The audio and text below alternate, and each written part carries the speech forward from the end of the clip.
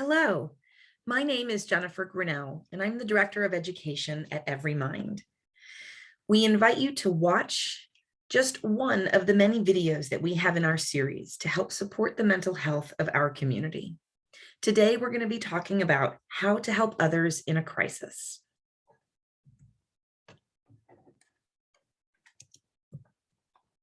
My name is Jennifer Grinnell, and I've been working in the mental health field for a little over 20 years.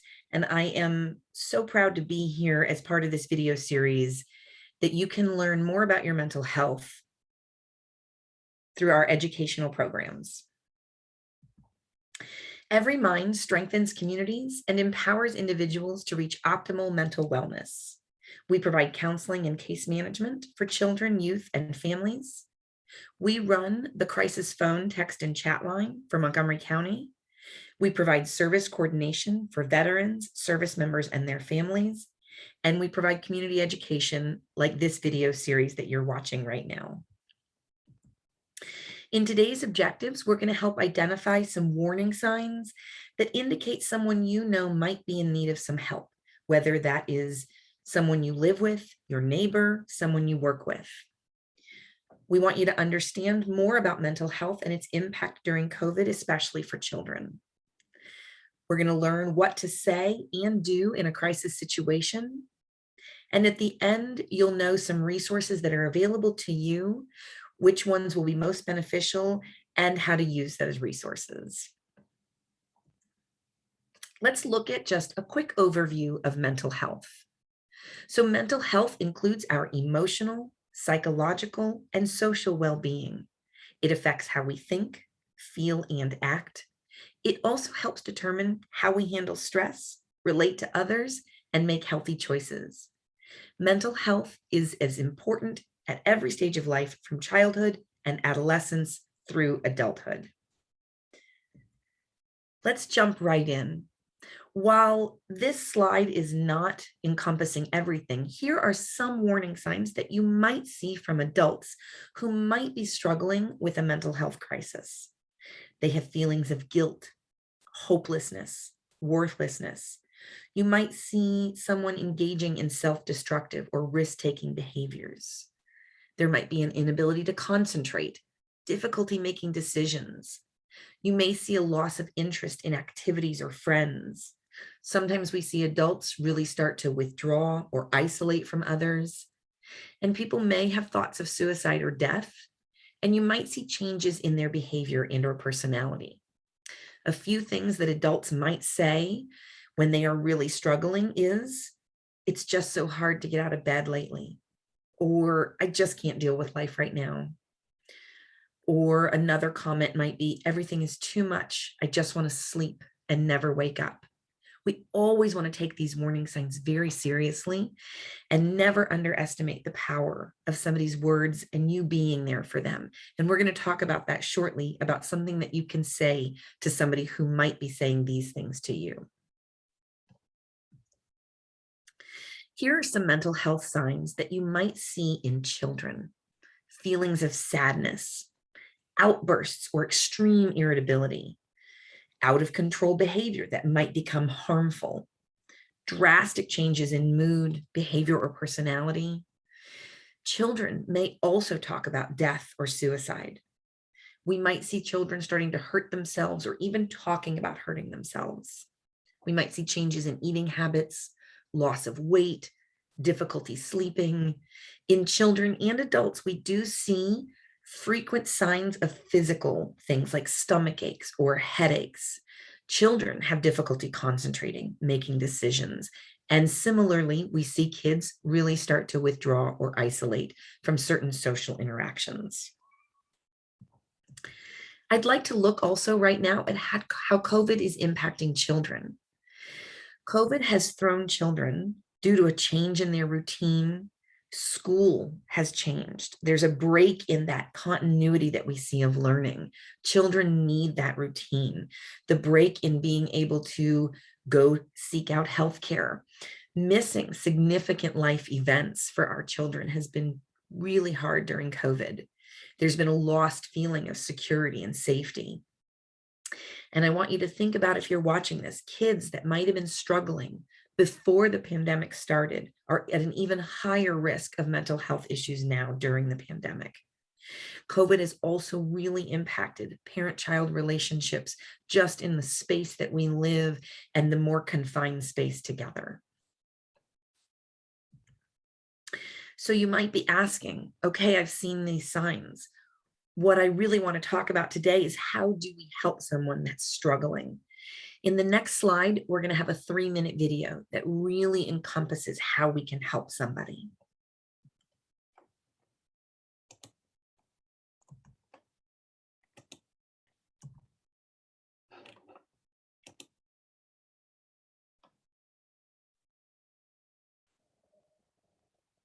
So what do we do about all the pain we see in the world?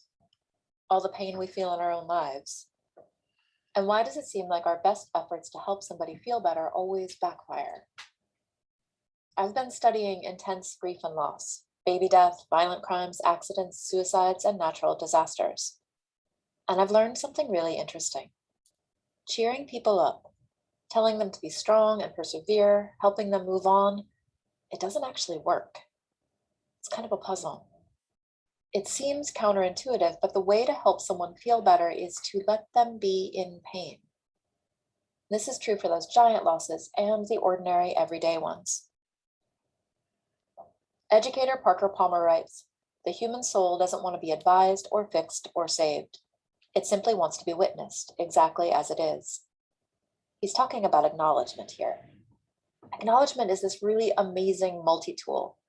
It makes things better even when they can't be made right. For example, somebody's struggling. Their baby died, or there's been a bad accident, or their mom got sick, and they're just sad. It's way more helpful to join them in their pain than it is to cheer them up. But here's what we tend to do instead. You have 2 other children, you need to find joy in them. Or, you know what you need? You just need to go out dancing and shake it off. Or, I felt really sad once. Did you try acupuncture? We're not really sure what to do with someone's pain, so we do what we've been taught. We look on the bright side. We try to make people feel better. We give them advice. It's not like this is nefarious. I mean, we try to cheer people up because we think that's our job. We're not supposed to let people stay sad. The problem is, you can't heal somebody's pain by trying to take it away from them.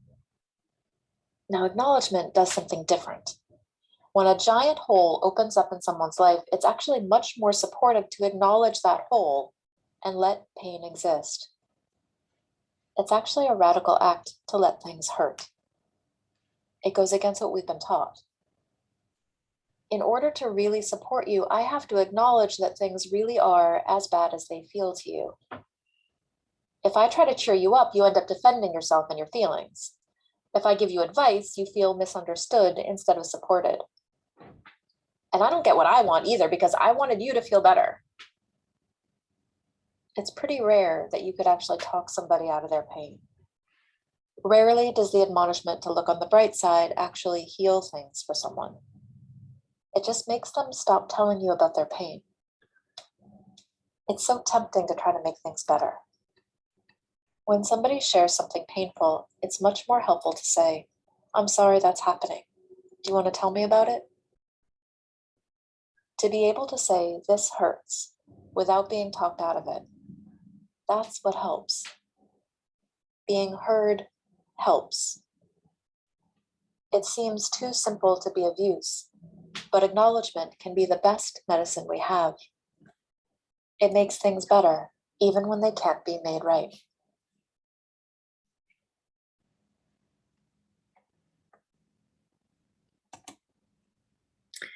So I love this video for so many reasons. It does seem almost too simple to be something that's helpful, but to have this radical act of just listening and not trying to fix when someone feels sad or expresses something very sad, to actively listen and be with somebody. So you can always come back to that video, and you can come back to this video series. So along those lines, let's think about what is something that you can do If someone that you love has shared something that they're struggling with, or you're worried that they're having a mental health crisis. So the first thing you can do is listen and acknowledge that they're hurting. You let them know that you care. There are a few things you could do in that moment potentially. You could certainly go outside, take a walk together, let that person talk.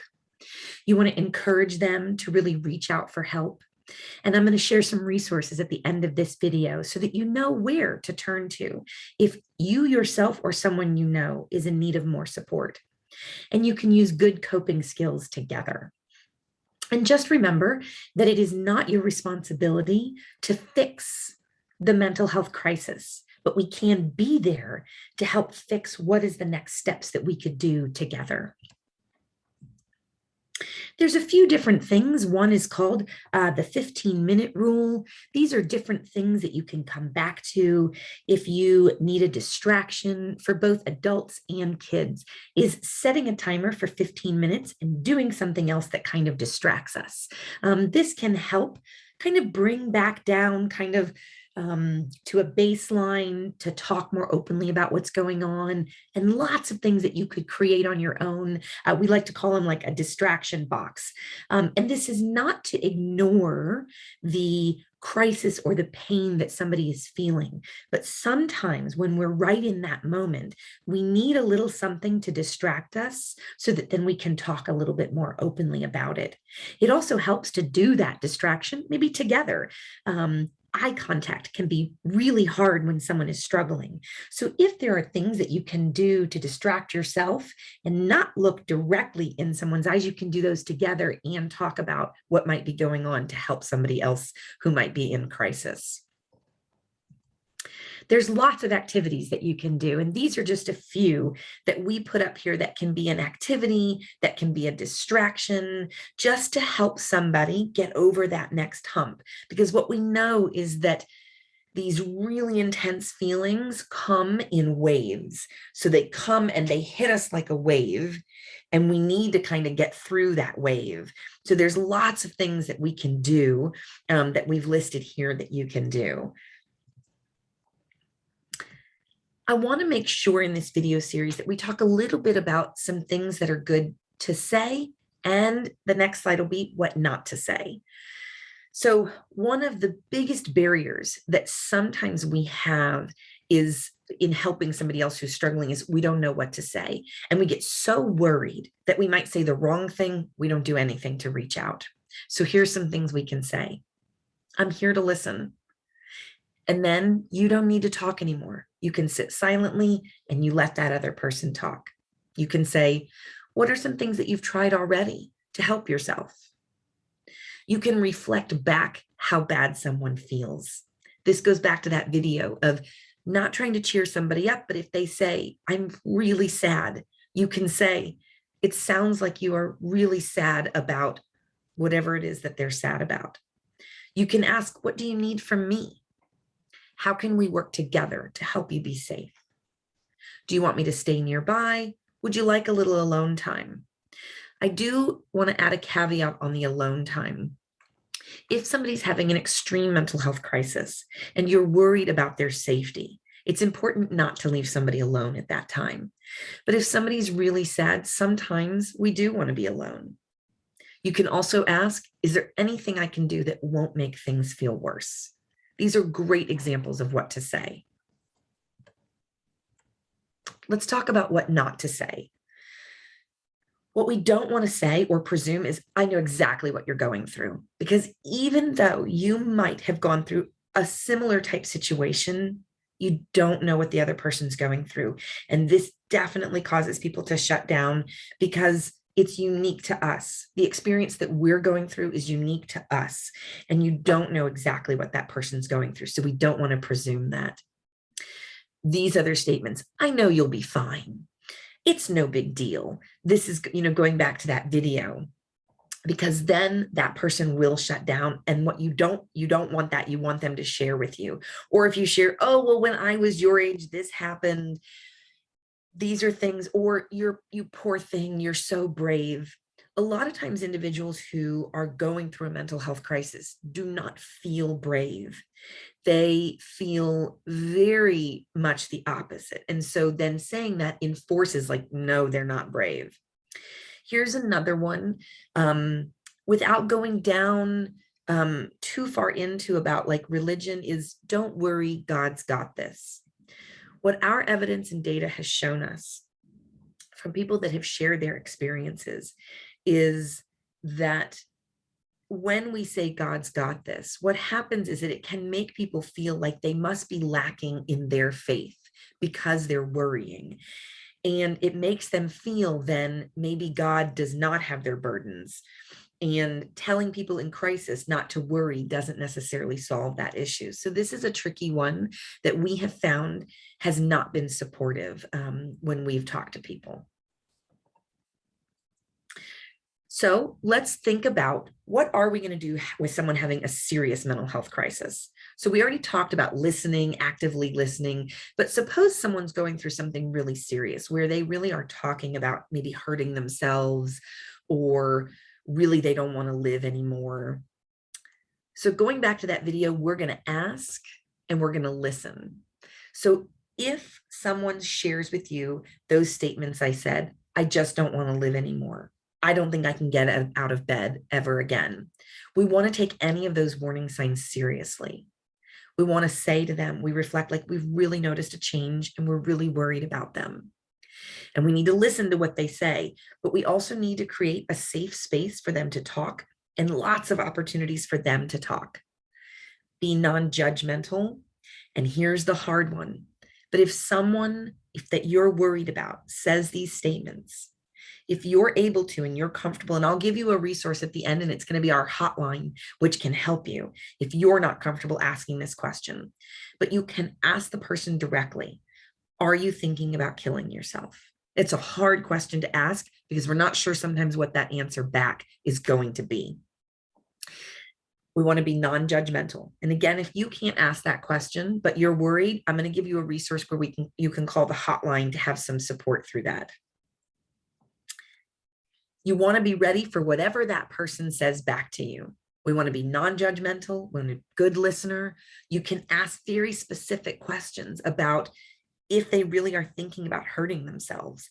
Do they have a plan to do it? How are they going to do it? Really importantly, as someone who is there, who wants to help someone in a crisis, don't act shocked, angry, don't get panicked. You've asked the question, you need to be ready for that response.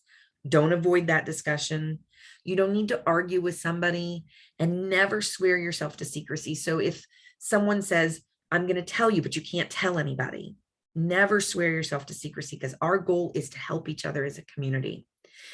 You don't want to offer false promises, false hope, or empty promises that everything is going to be okay. And remember, you don't need to fix this problem.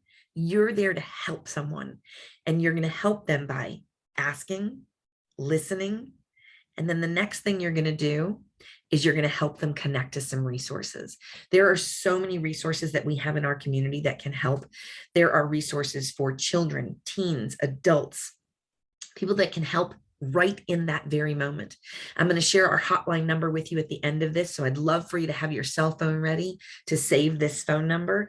But we have the hotline. It runs 24 hours a day. You can call our hotline and connect both yourself and someone that you're worried about to that direct resource.